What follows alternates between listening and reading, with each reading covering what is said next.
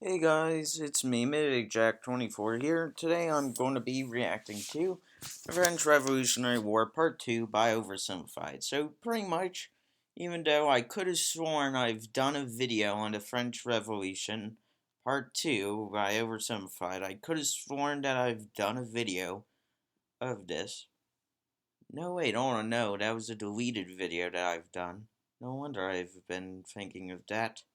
Anyways, so as told in my last video, I had a comment majority saying that I should finish up the French Revolutionary War Part 2 before I move on to the Napoleonic Wars, which which I actually have very little knowledge of the Napoleonic Wars, and quite honestly, I love anything with some part of Napoleon in it, except for Dynamite. I did not like Napoleon Dynamite.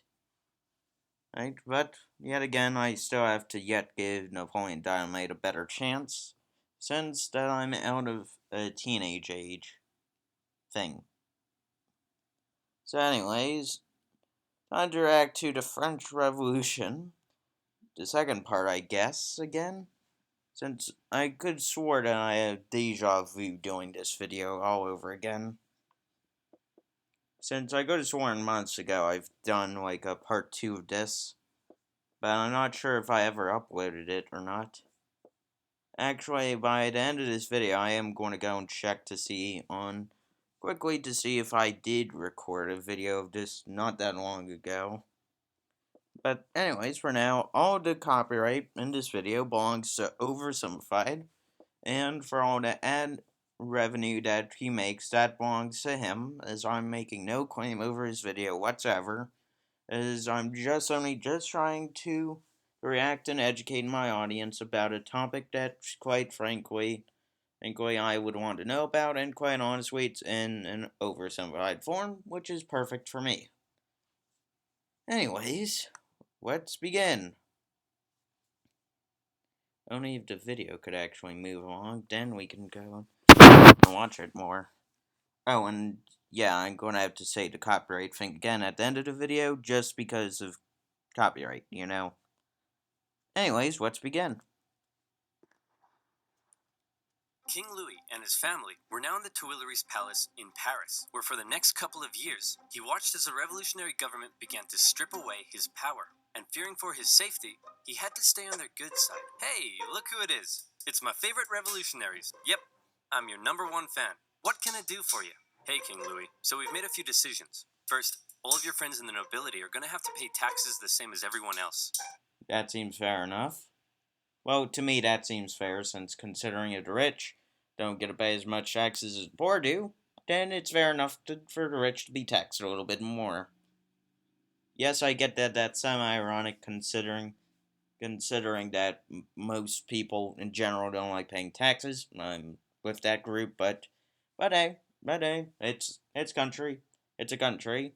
Quite honestly, for me, it's America. So yeah, taxes are going to be a thing no matter what you do. Yeah, it sucks either way, but hey, it's not as bad as you think. It could be worse. Great idea. I love it. And as a side note, the tax money can no longer pay for all your lavish parties. Great. I hate those parties. They're so awkward. Agreed. As I've been to many parties before, they were extremely awkward as well. Not like large fancy parties, but literally like any parties like with friends celebrating something, or birthday parties of them when I was younger, but all of the parties had one thing in common: they were very awkward. Like, not even looking back, it's like some were awkward in the moment. Majority of the time, it was both in the moment and looking back, it was even more awkward. And anyways, let's pass on this mark. So we're taking away your Porsche. Oh, come on! I mean, yay. The king continually found demand after demand being made of him to prove his support for the revolution. Oh, they told him to lose some weight. Well, I mean, they aren't wrong. Lose some weight. Why not have a head? Why not have his head go off? I mean, he would lose a few pounds that way. I'm totally not hinting at the fate of King Louis the... Wait, is it the 16th or 14th? Pretty sure the 16th. occasion, a mob would invade the palace and demand he wear the revolutionary bonnet. Wait, is that the actual photo of him wearing the or drawing of him wearing that hat thing? Alright, I gotta admit that's too hilarious. He looks like if he's so depressed wearing it, but it looks so funny looking. The face of a man who is definitely pretending he wants to wear that bonnet. Now around here, I want to mention that one thing King Louis had a problem with was people constantly raiding his palace. But one thing he didn't have a problem with was raiding noobs on this video's sponsor. Oh no, I need to skip his ad. I'm sorry, OverSimplified, but due to fear of copyright, I gotta skip your advertisement for now. Anyways, past that, let's see, where were you?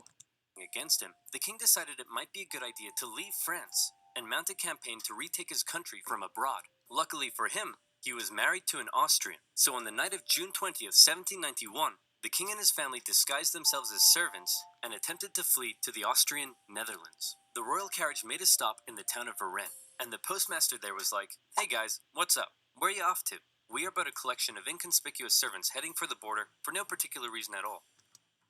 Wow, that's definitely not something you want to say to a guard. Especially if you're the royal monarch of France. Say, you, the fat one, you look kind of familiar. Aren't you the king? Nope. Let me see your passport. Wait, speaking of which, when did passports even become a thing? Wow. That's strange. It says here you're King Louis the 16th. Knew it was the 16th, not the 14th. I always get somewhat confused with the numbering of both kings.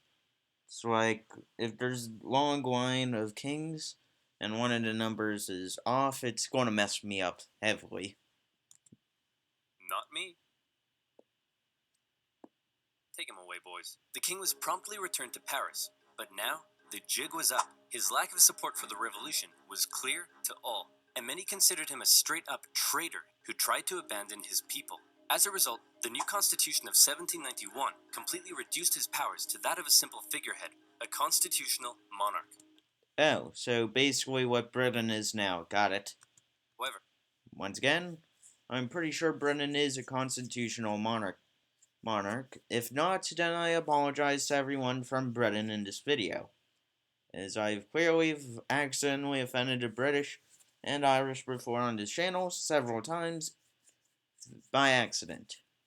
Not on purpose, but by accident. One, with historical inaccuracies. Two, due with some part of, I believe, geological locations. And three, just on some British words in general. I'm forgetting what they were, but I'm pretty sure that's what it was or something. Anyways. radicals, such as those in the Jacobin Club, were outraged that the king wasn't to be removed entirely. So a month later, these radicals staged a protest on the Champ de Mars, calling for the king's removal. The government of Paris feared an insurrection was mounting, and they sent the military to disperse the crowd. The confrontation escalated and resulted in the Revolutionary National Guard firing on a crowd of revolutionaries. It was a massacre. The incident exposed it. Yeah, that does seem more of a massacre thing to do, but let's face it. If you're fearing that your own revolution's in danger of another revolution within the revolution, firing on your own revolution's definitely gonna help. Yeah. In case you guys didn't know, I said that using air quotes. Division within the Brotherhood of the Revolution. On one side, the moderates who wanted to keep the king as a figurehead. On the other, radicals who wanted to see the king deposed and heads roll. In the wake of the massacre, these radicals received a wave of support. And speaking of rolling heads, one form of equality the revolution introduced was equality in execution. This meant no more torturous drawing and quartering, no more... Oh, wait. Oh. I forgot what's the name for torturing people like this before you kill them. I forgot the name of what it was, but it's like I've seen people done this before and throughout history. Always forget the name, though. humane hanging. They wanted all criminals, regardless of economic status, to receive the same penalty, a quick and painless one. Luckily, a man by the name of Dr. Joseph Guillotine had an idea. A heavy blade that falls like thunder. The head flies off, blood spurts, and the man is no more. The guillotine, otherwise known as the National Razor. Perfect. Now I found a razor to at least shave with. I mean, it's going to do one hell of a job cleaning my head. Yeah, I'm sorry for horribly entertaining you all with bad jokes. But yet again, this is my channel and I'm the one creating the video, so I gotta make as many as bad jokes as I please. At pretty much at failing to understand that I'm looking at myself in the mirror while recording this and realizing that I'm sad and lonely. Oh no, an ad. No. I hate ads. Excuse. Hey, what's that? Bought groceries with my Credit Karma Money debit No. card and won a reimbursement. So I bought myself this trophy. I hate ads. I've been getting so many ads lately. No matter which video it is, it's like 2 ads. Usually one with Mutual, the other one being Credit Karma or something else completely. Or whatever is going on. It's so annoying. Its debut in 1791 as the new form of execution. The writings of Marat and others continued to call for the execution of anyone suspected of working against the revolution. For him, this included some members of the clergy and nobility who had previously benefited from the cruel system of inequality that existed before the revolution. In many parts of the countryside, local lords had found themselves become a target. Sire, the peasants, they're revolting. Yeah.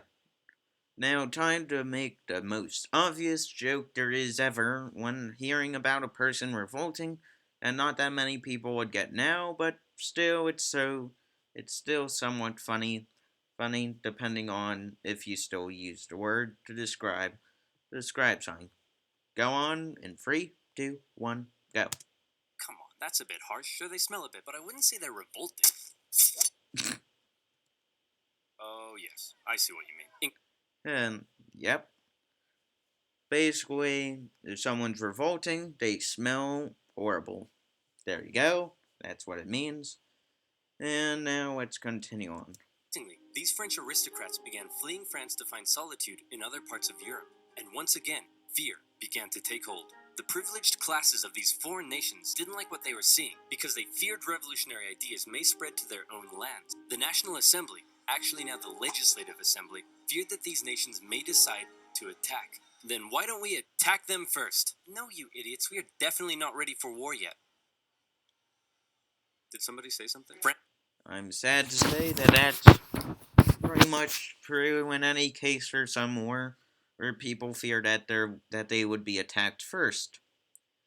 And unfortunately, it never gets resolved by attacking them first, directly without losing heavy amounts of troopers and civilians. Anyways, let's see what France is up to.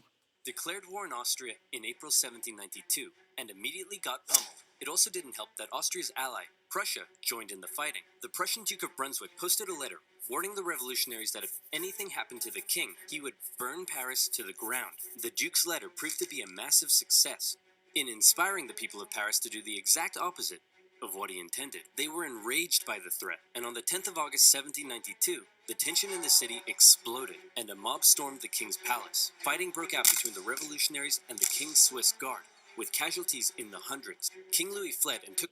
Casualty in the hundreds? To be fair, that's not as bad as people might think. In other battles and stuff, throughout wars and stuff, and even on riots and stuff, typically it's in the hundreds. Or sometimes you were lucky and it's not even past the tens. But hey, it's France in the middle of literally being in a revolution. So this is relatively tame.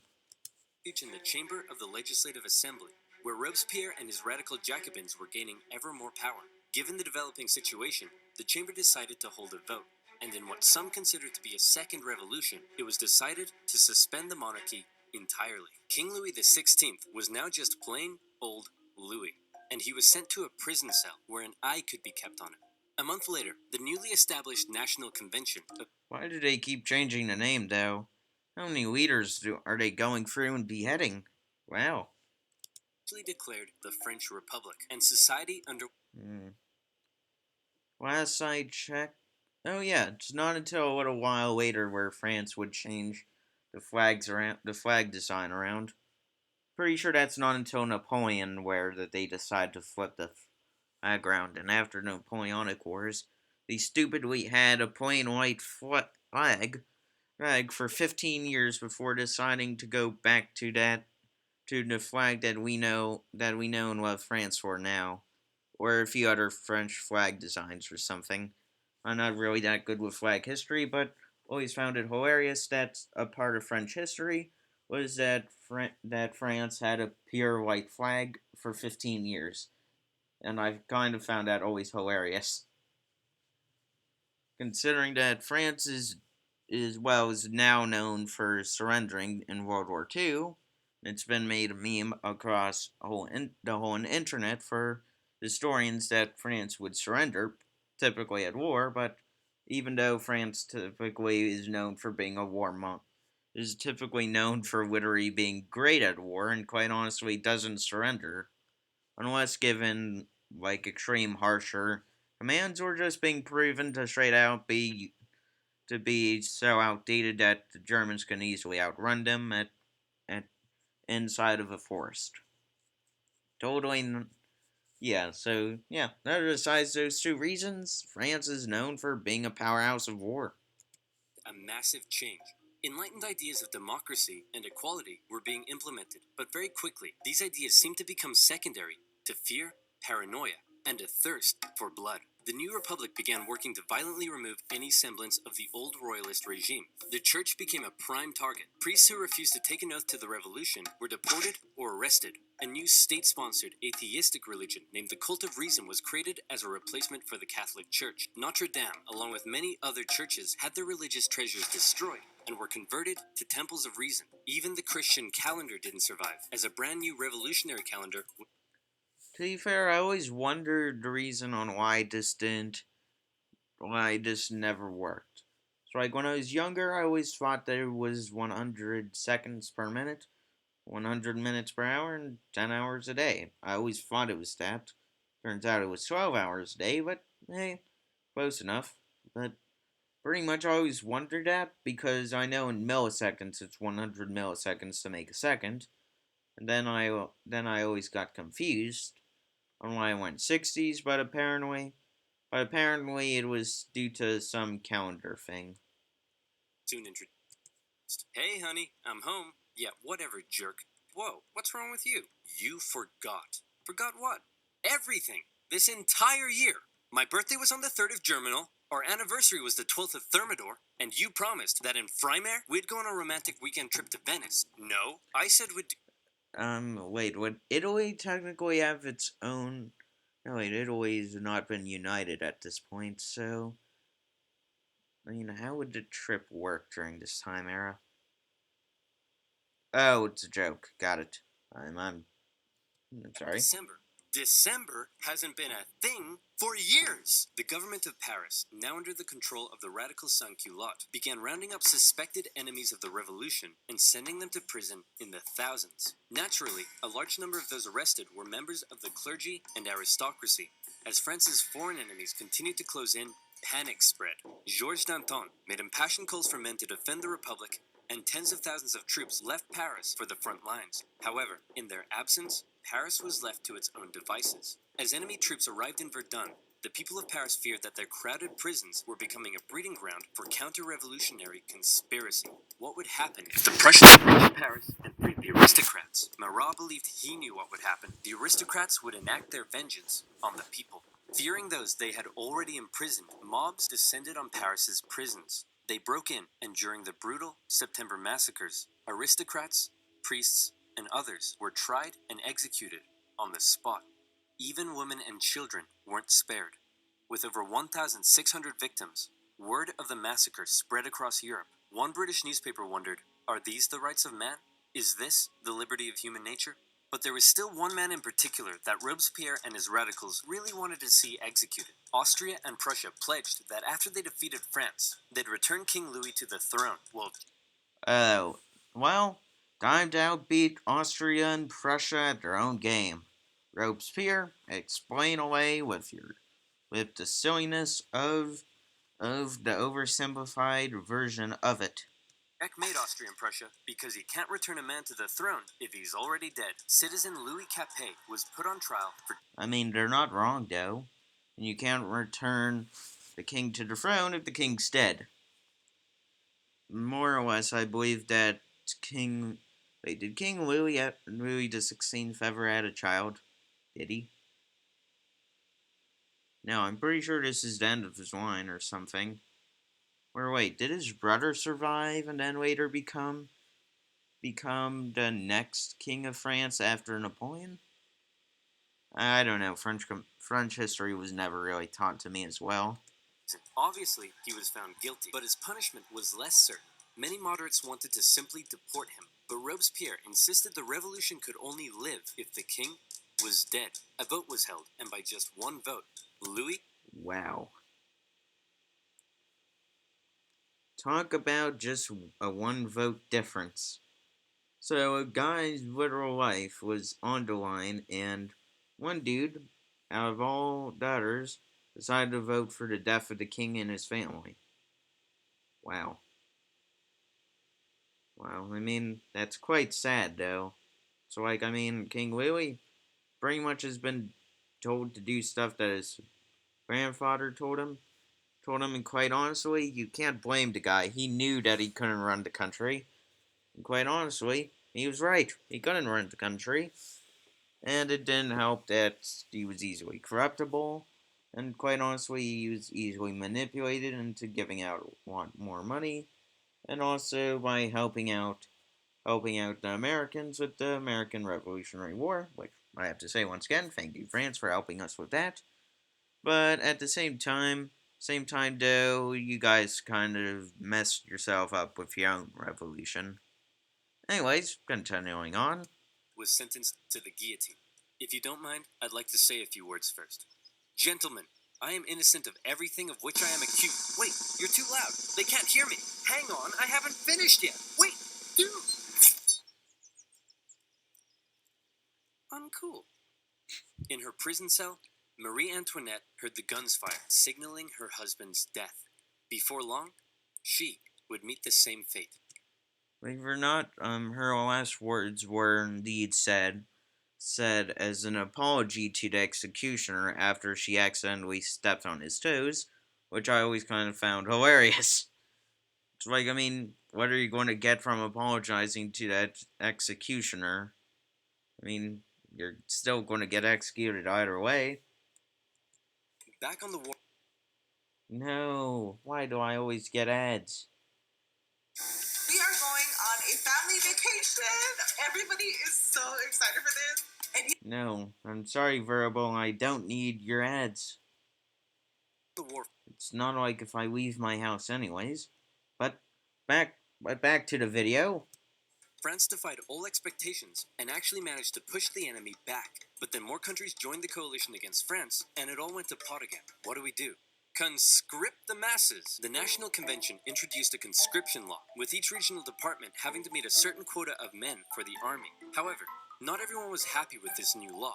You see, while Paris was definitely a hotbed for radical revolutionary fervor, some of the regions outside of Paris weren't quite so keen on the revolution. Some were largely still conservative, still supported the church, and just didn't suffer from that much inequality before the revolution. So as the revolution turned increasingly violent and anti-Christian, many were outraged. Now, they were being conscripted to fight for the new republic they hated. That was the last straw. Counter-revolutionary uprisings erupted in a number of regions across France. Some would last for years, such as in the northwest, where a large-scale uprising was led by the Owls. Why were they called the Owls? Because their leader was named Jean Owl. Was he called Jean Owl? Possibly because he could do a really good impression of an owl. Really? I'm pretty sure that's not what actually happened, but hey, I'm gonna let the joke play out itself. That's what we're going with? Owls? Just because this guy can do an impression of one? Hit him with it, Jean. Hoot hoot. Gotta say, that's still a good impression. Yeah, okay, that's pretty good. Wait, are they yelling hoot hoot hoot while charging? Huh. This is idiotic. The January uprising lasted all the way until 1800.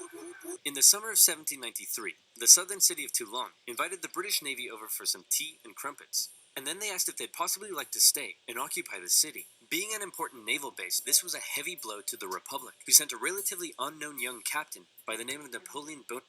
Yep, now time to show off on how Napoleon got his general structure. Well, by general structure, I mean on how he actually rose to power. Power as a military head before becoming a dictator.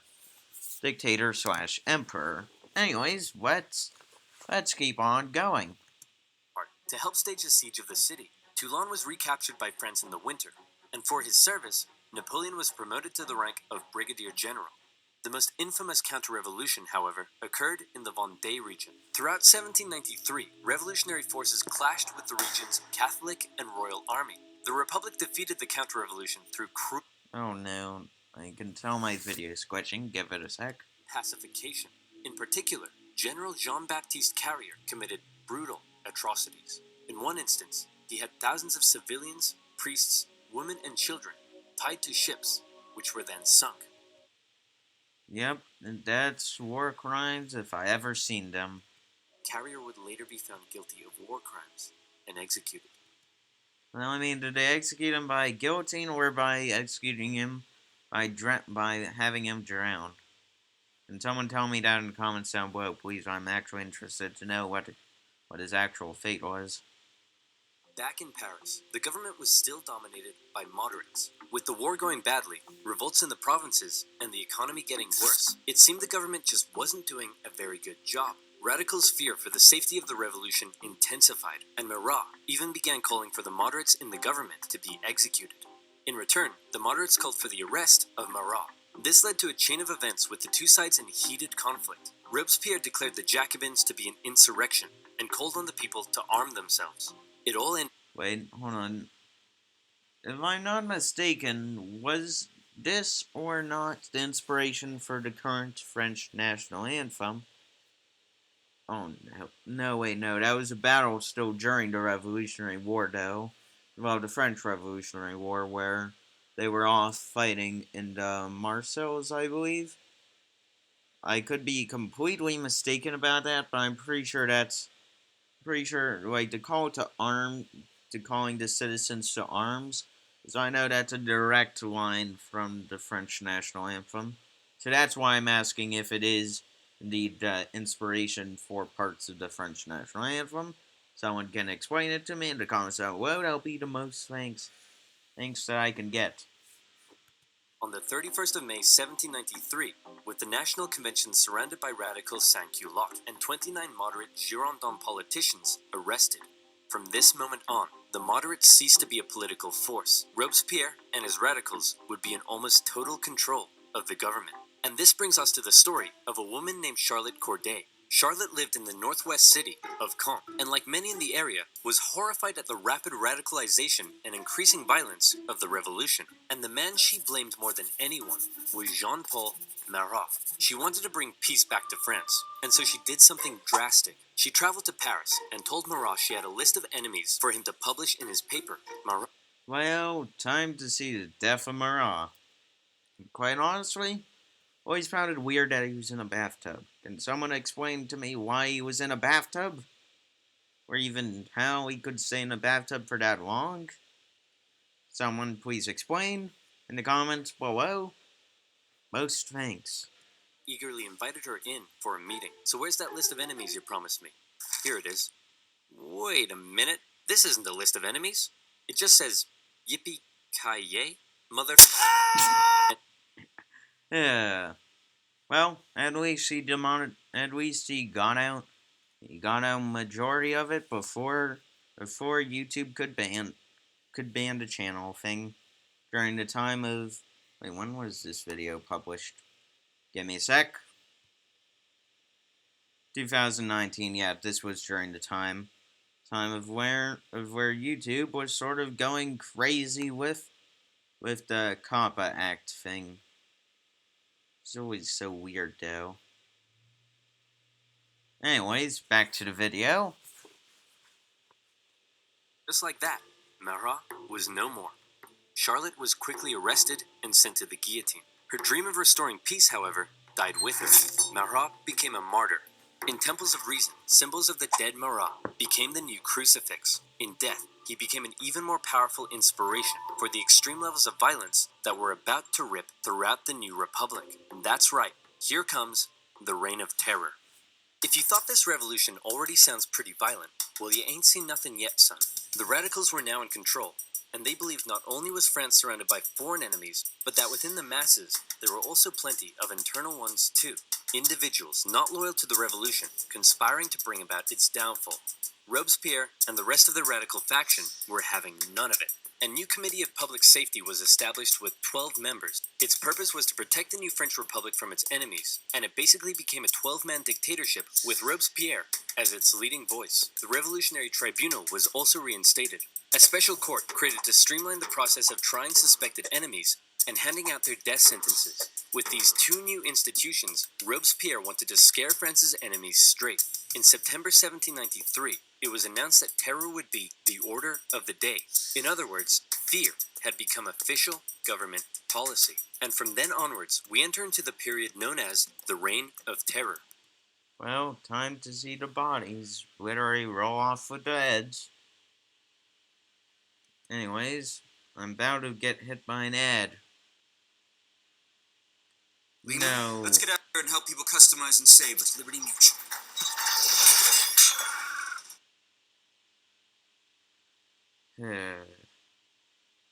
Spies and secret police were everywhere and watched the people closely. France's public had to be extremely careful what they said and how they behaved. Obviously, criticizing this new system, or the government, would quickly have you sent off to the guillotine. But that's not all. Even the most minor offense could have you tried before the Revolutionary Tribunal. Hello, Citizen Martin. Hello, Monsieur Dubois. Monsieur? Did I just hear you say Monsieur? That's the old style of address, my friend. To the guillotine! Well, let's face it. If you weren't told it, you're going to do the old style anyways. But to be fair, that I don't see the problem with saying Monsieur. I believe that means sir, if I'm not mistaken. I'm sorry, it's been forever since I've taken French, and quite honestly, I've forgotten all of it anyways. And last I checked, I did horribly with French. So yeah. You know what? I didn't like him, but I do feel kinda bad for the king and his family. Oof, expressing sympathy for the royal family, are we? To the guillotine! 12 sous for a loaf of bread? That's way overpriced. To the guillotine! Man, this bread line is taking forever. To the guillotine! And you look like you're thinking anti-revolutionary thoughts. To the guillotine. Max, we're sending way too many people to the guillotine. To the guillotine! Chop, chop, chop, chop, chop, chop, chop. It was That's pretty much that part oversimplified. insane. All across France, about 40,000 people were killed for suspected crimes against liberty. In the morning, well then all you gotta do is tell the government they've been talking smack about the revolution, and there's a good chance they'll end up in front of the Revolutionary Tribunal. Maybe they'll even be executed, taking a metaphorical load off your shoulders and a literal one off theirs. The most prominent victim of the Reign of Terror was a certain Marie Antoinette, who was finally tried and found guilty. Wait, is there literally the AT-AT machine from Star Wars? Wow. She had style. Treason in 1793. She expected she'd be brought to the guillotine in a royal carriage. I'm sorry, Miss Austrian, that's the Queen of France. Last I checked, you're a revolutionary, and most West, your power's been reduced to pretty much nothing, so good chance on being executed in a royal carriage. Let me check. Both in the history books and from my direct memory of what your last words were. Oh yeah, you were brought to your death in literally the most simplest thing ever. An old wooden carriage. I believe. Or a wagon or some kind. Anyways, continue on Oversimplified. Her queen, all the Republic could provide for her, however, was a wooden tumbril. At 37 years old, the most hated woman in French history met her end on the 16th of October, 1793. Robespierre had saved the revolution through terror. Internal dissent was being suppressed. The food situation was no longer quite as bad. Even the French military had got its act together again and pummeled the Allies at the Battle of Fleurus. For Danton and his followers, the time was right to try to normalize the French Republic. Hey, Robespierre. So we were thinking that since things were finally going better, maybe we should rein in the terror. And while Ooh. on it, we could possibly start taking it easier on the church, and also try to end this costly war. Last I check, goodbye, whatever your name is. Oh, crap. As time went on, Robespierre seemed to go, for lack of a better term, a bit mental. He was hell-bent on creating what he called a republic of virtue, and for him, this meant amping up the bloodshed even more. Throughout the spring and summer of 1794, executions reached an unprecedented level during a period known as the Great Terror. Even those closest to him found their way to the guillotine if they dared oppose his ideas and actions, and he began alienating himself from the rest of the convention. He created a new deistic religion called the Cult of the Supreme Being, along with the new annual Festival of the Supreme Being. Man, I think Robespierre is really starting to lose it. He thinks he's a god or something. Nonsense. Sure, he's gone a little extreme, but he doesn't think he's a god. Ready to be proven wrong, my friend? My children, bathe your immortal souls in the virtue of my republic. Okay, yeah, he's completely lost it. Robespierre's ultimate mistake, however, came on July 26th, when he made a speech to the National Convention, in which he said this: I have in my hand a brand new list of enemies to be sent to the guillotine, and many of you are on this list, but I'm not going to tell you who yet. What do you think of that? Well, time to have history bite him directly in the butt. And let's go and continue on and sing on how he ends up on the guillotine. I think we should send Robespierre to the guillotine first. All in favor? All opposed? No. 2 days later, Robespierre became the final victim of the monstrous terror and paranoia he had created. Many historical accounts of the revolution end here with the death of Robespierre and his terror. But the revolution officially continued for another 5 years, until 1799. So what happened between now and then? Well, after the fall of Robespierre, a more moderate political group called the Thermidorians took control of the convention. They wanted to restore stability to the government. Now, Robespierre's allies and other radicals who had fueled the terror themselves became the target of political suppression. Bourgeois street fighters took on the radical sans-culottes in the streets during a period named the White Terror. In 1795, the Thermidorians drafted a new constitution and created a government called the Directory, with the purpose of preventing power from being able to fall into the hands of a single individual again. Sadly for them, that didn't work against Napoleon. As this new government was being established, royalists who wanted to bring the monarchy back to France saw this moment as an opportunity to strike. They staged an insurrection in Paris and battled with the National Guard in the streets. Luckily, one Napoleon Bonaparte happened to be in Paris at the time, and he took control of the situation, firing on the crowd and putting down the insurrection. From this moment on, the people of Paris would never again be able to stage a popular uprising and lost their control over the revolution.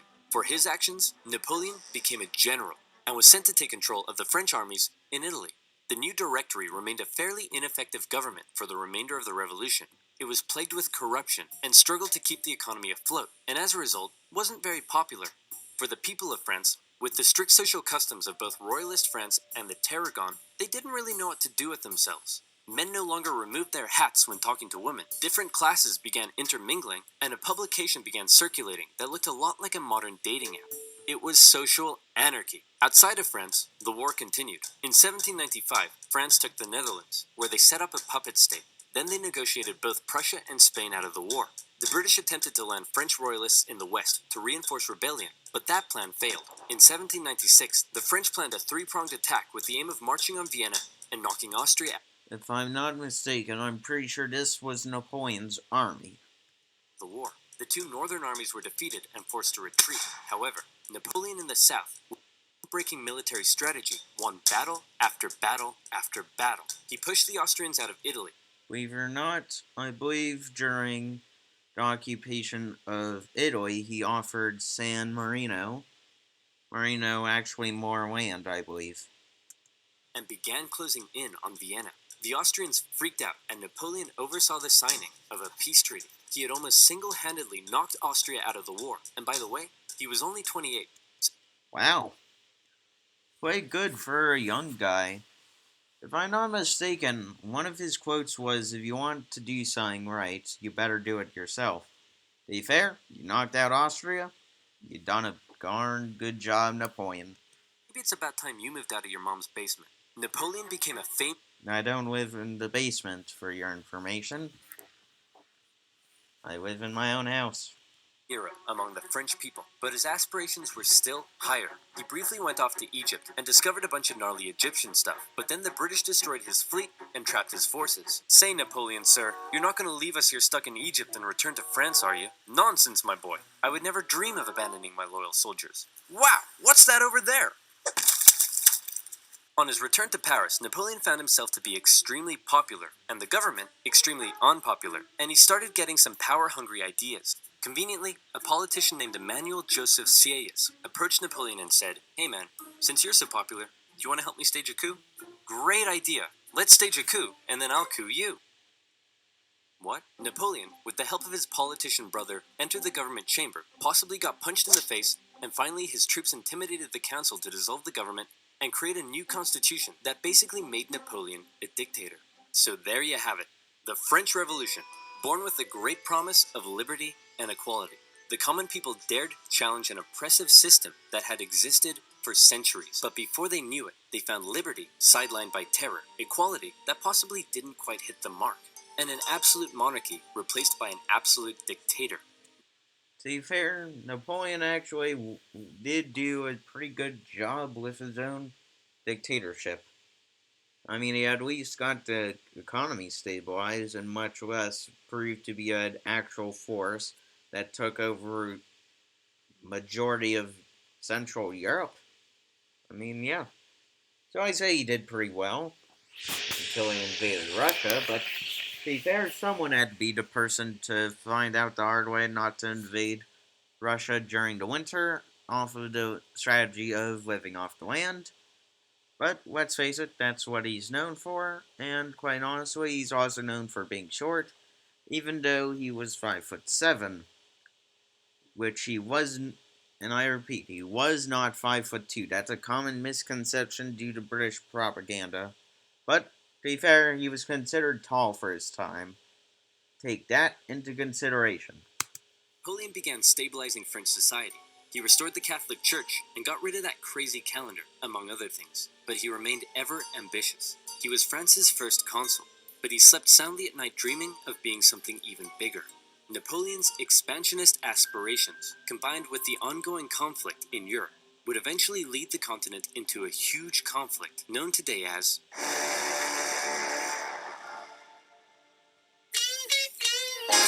And now, with that out of the way, well, I'm going to have to say this once again, but before I but anyways, before I end this video, I just want to say all of the copyright belongs to OverSimplified once again. There's a link down below, down in the description down below to the original video, and I'll be next recording the Napoleonic Wars all throughout this week, considering that I'll be mainly busy throughout the week, and quite honestly, these videos do take up, quite honestly, a large bit of my time, so I'm about to just end and kill two birds with one stone for me, by literally recording this after I'm finished done recording and uploading this. Anyways, I'll see you guys later. Goodbye.